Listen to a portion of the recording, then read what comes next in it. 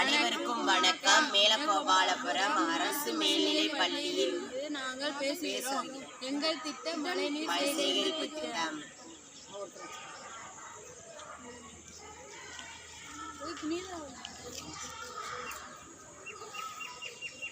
மழைநீர் சேகரிப்பு அமைப்பு மேற்கூரையிலிருந்து மழை நீரானது நிலத்தடியில் விழுந்து சேகரிக்கப்பட்டு சேமிப்பது மழைநீர் சேகரிப்பு எனப்படும்.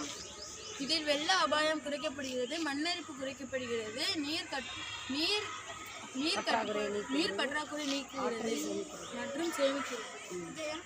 இது சுத்தமான சுகாதார நீர் தருகிறது, விவசாயிகளுக்கு பயன்படுகிறது. மழைநீர் நீர் மட்டத்தை உயர்த்தும். நீர்ப்பாசனம். இதுவே மழைநீர் சேகரிப்பு ஆகும். நன்றி.